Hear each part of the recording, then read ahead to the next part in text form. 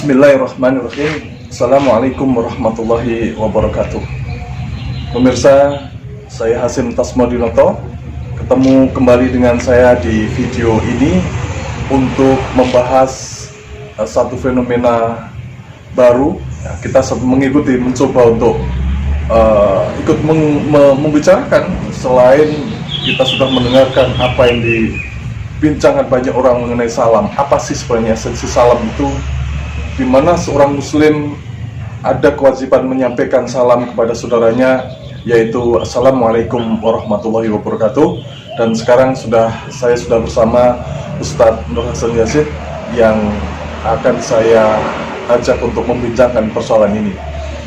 Ustadz, kalau bicara tentang salam, ini ada hal yang barangkali perlu kita bahas. Pertama kali yaitu adalah apa sih sebenarnya esensi dari salam itu sendiri? Ya, salam itu sebenarnya kan doa. Di dalam Islam namanya doa itu ibadah. Ad-du'a'u huwa ibadah. Bahkan Nabi menegaskan ad-du'a'u mukhul ibadah. Doa itu adalah inti dari ibadah. Namanya ibadah itu tauqifiyah. Ngikut saja apa yang telah diajarkan oleh Rasulullah SAW. Tidak perlu kita ngarang sendiri atau mungkin niru-niru orang lain. Tapi apa yang diajarkan Rasulullah itulah yang kita laksanakan. Baik, ibadah, esensi dari salam itu ibadah. Lalu kalau kita mengulas mengenai ibadah, doa yang disampaikan atau yang ada dalam salam itu, Assalamualaikum warahmatullahi wabarakatuh, ada dua esensi yang nampaknya bisa dikembangkan untuk dijelaskan Pak Nur Hasan, yaitu pertama adalah menyampaikan doa untuk keselamatan, dan dalam keselamatan itu ada yang namanya berkah dan rahmat. Ini korelasinya antara keselamatan, berkah dan rahmat ini gimana? Ya. Ustaz? Pertama tentang keselamatan. Assalamualaikum. Nah itu mudah-mudahan Allah memberikan keselamatan pada Anda. Kita kan kepingin selamat dunia akhirat, lahir batin. Dimanapun kita berada, kita ingin selamat. Dalam perjalanan kita ingin selamat. Dimanapun dalam bekerja kita ingin selamat. Namanya doa, pasti kita ingin doa itu dikabulkan oleh Allah. Nah karena doa itu mengharapkan Allah mengabulkan dan kita oleh Allah diberi keselamatan, maka ya harus benar-benar ya ikhlas, ya sesuai dengan tuntunan. Kaitannya dengan rahmah. Assalamualaikum itu kan minimal ya, paling pendek Assalamualaikum. Agak panjang warahmatullah, agak panjang lagi wabarakatuh. Nah, ada sedikit keselamatan, ada rahmah, ada berkah. Ya. 3 poin. Ada 3 poin, betul. Rahmah itu kalau dari segi bahasa kan kasih sayang. Rahmah Allah ini benar-benar kita butuhkan. Ada rahmah Allah yang bersifat umum, namanya Rahmaniyah. Ya, Rahmaniyah. Ini oleh Allah diberikan kepada seluruh makhluknya. Bahkan orang kafir pun oleh Allah diberi rahmah. Tapi ada rahmah yang khusus, ya, yang khusus diberikan kepada orang Islam, orang mukmin, namanya Rahimiyah. Ini orang kafir tidak diberi, hanya orang-orang Islam saja, yaitu sifatnya langgeng, bisa di akhirat, di surga. Kita bisa masuk surga tidak mengandalkan amal, tidak. Terlalu kecil amal kita itu dibanding dengan balasan Allah yang luar biasa itu. Jadi kita mengandalkan rahmat Allah. Maka dengan rahmat Allah lah manusia bisa masuk surga. Memang amal ibadah itu mendatangkan rahmah, gitu. Ya tidak mungkin lah kita wes gak usah beramal, tidak usah beribadah, yang penting rahmat Allah diberikan dan masuk surga. Itu tidak mungkin. Artinya rahmat itu berbanding lurus dengan ketaatan ya, dalam melaksanakan ibadah. Tentu saja, iya. Jadi adanya rahmah karena kita beribadah, taat dan beribadah kepada Allah, maka Allah memberikan rahmah kepada kita. Dan itu rahmah yang langgeng, surga itu kan digambarkan a'dadtu li ibadiyas sholihin mala ainun ra'at wala udhunun sami'at wala khatara ala qalbi bashar, kan begitu ya. Aku telah menyediakan bagi hamba-hambaku yang soleh surga mata belum pernah memandang, telinga belum pernah mendengar, dan belum pernah tergambarkan pada hati manusia. Artinya begitu indahnya, begitu nikmatnya, walaupun kita membayangkan tidak akan cocok ya, terdetik saja tidak ada ya, kayak gini, tidak cocok ya. Oke, Ustadz Nur Hasan, ada kalimat yang sering kita dengar ketika gambar itu ada di dalam rumah seorang mukmin atau seorang muslim, maka malaikat rahmat tidak akan masuk di dalamnya. Dalam konteks ini bicara rahmat bagaimana, Ustaz? Iya. Ada hadis Nabi yang mengatakan apabila ada gambar makhluk hidup di dalam rumah kita yang dipajang, termasuk gambar manusia, gambar binatang, memang malaikat rahmat tidak mau masuk ya. Termasuk kalau ada anjing ya, malaikat rahmat tidak mau masuk. Artinya penghuni rumah itu menjadi terhalang mendapatkan rahmat dari Allah melalui malaikat rahmat ya. Kalau malaikat maut tetap saja masuk tiap hari, paling tidak 5 kali mengunjungi rumah kita malaikat maut. Iya. Kalau ada perintah nyabut nyawa ya cabut saja. Ya. Baik, lalu ada lagi mungkin yang lebih esensial adalah Islam sebagai rahmatan lil alamin. Ini secara konteks apabila terkait dengan rahmat yang ada di salam itu korelasinya di mana, Ustaz? Islam sebagai rahmatan lil alamin itu memang aturan-aturan Islam itu dalam rangka Allah begitu kasih sayangnya kepada alam semesta ini. Makanya Allah membuat aturan, dan aturan itu kalau diterapkan betul itu memberikan rahmat kepada manusia, kepada binatang, tumbuh-tumbuhan dan lain sebagainya. Kita ambil contoh begini ya. Sekarang ada ikan di sungai, Islam kan melarang mencemarkan air. Melarang. Kalau orang itu melaksanakan aturan Allah, tidak mencemarkan lingkungan itu, sampai ikan yang di sungai pun aman, dapat rahmat dari Allah. Hutan pun tidak ditebangi sembarangan, sehingga mendapatkan rahmat dari Allah.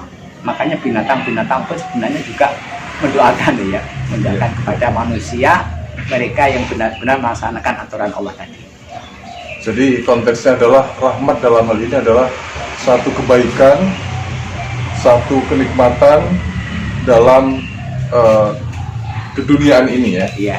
Ketika hidup di dunia itu, ketika kemudian Allah sudah memberikan syariat, itu artinya memberikan cara hidup yang benar, maka rahmat Allah akan turun.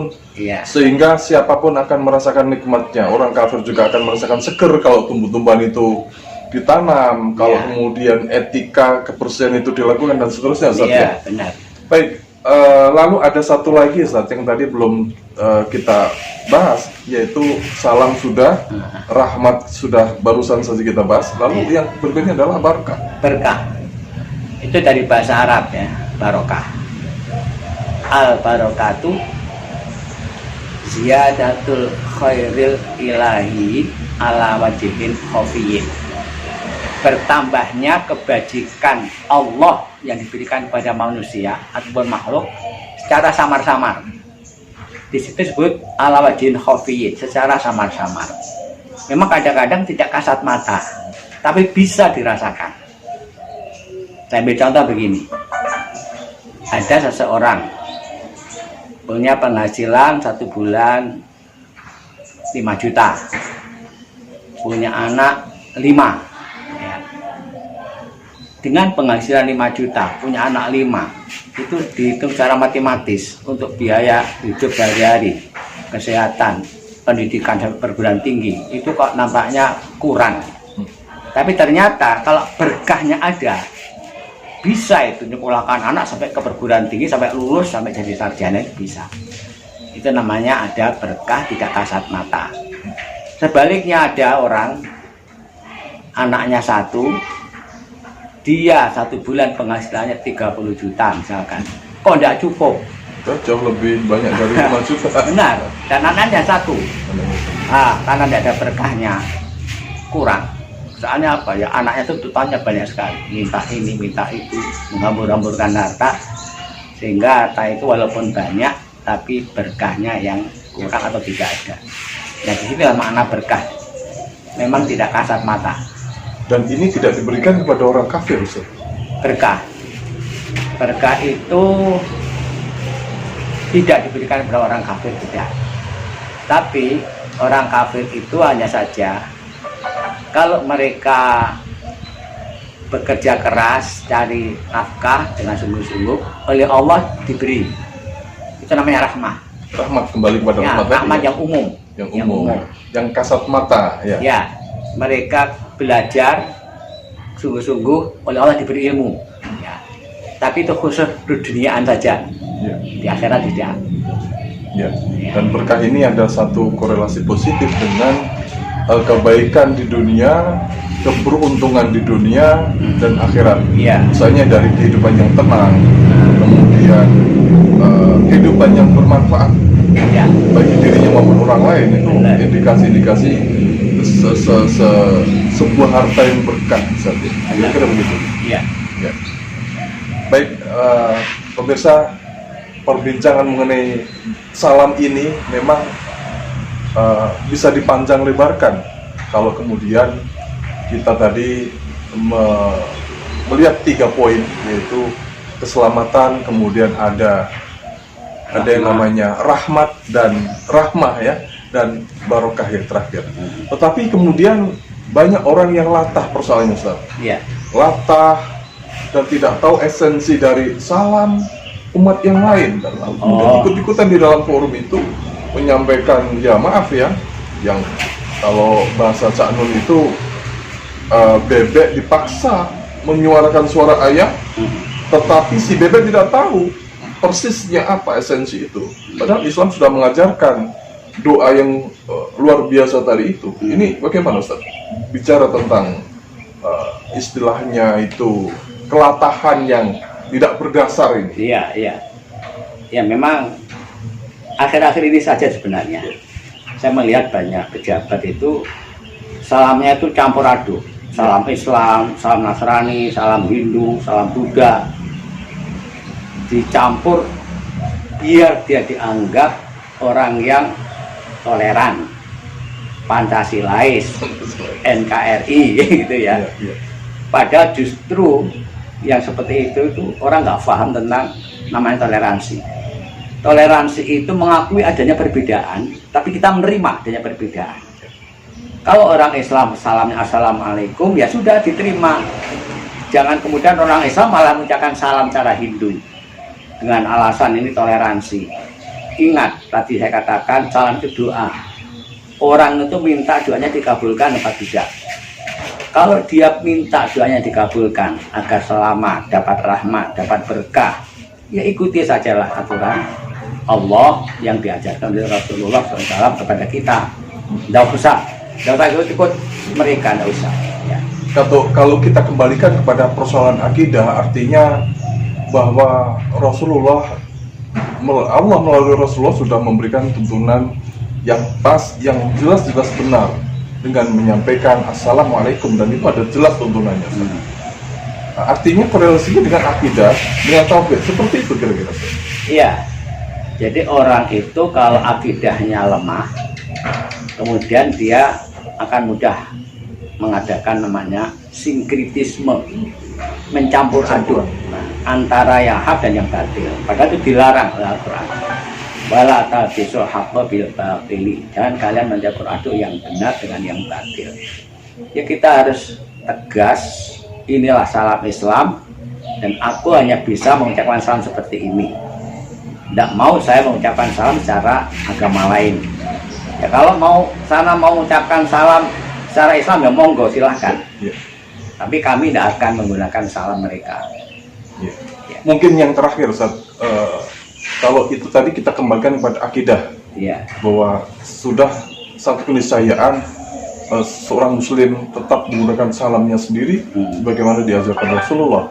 Nah, kalau kita kembali dalam konteks Undang-Undang Dasar 1945, bahwa di sana konteks rahmat itu jelas. Iya. Lalu kemudian bila Soekarno pernah mengatakan bahwa Undang-Undang Dasar 45 itu dijiwai oleh Piagam Jakarta, Iya. itu artinya bahwa salam yang diibadahkan, yang dilakukan oleh seorang muslim itu sudah merupakan ibadah yang ya sudah sendiri-sendiri. Jadi sebenarnya tidak ada alasan orang untuk mengatakan tidak Pancasilais Ya. terhadap siapapun yang mengimani keyakinan masing-masing saja. Iya, benar. Baik. Iya. Baik pemirsa, itulah tadi perbincangan kita dengan Ustadz Nur Hasan Yazid, dan mudah-mudahan memberikan manfaat yang banyak pada semuanya. Dan kita akan ketemu kembali dengan video saya yang lainnya, tetap di channel Pesantren Pinggiran. Saya Hasim Tasmodinoto, pamit undur diri. Assalamualaikum warahmatullahi wabarakatuh. Waalaikumsalam.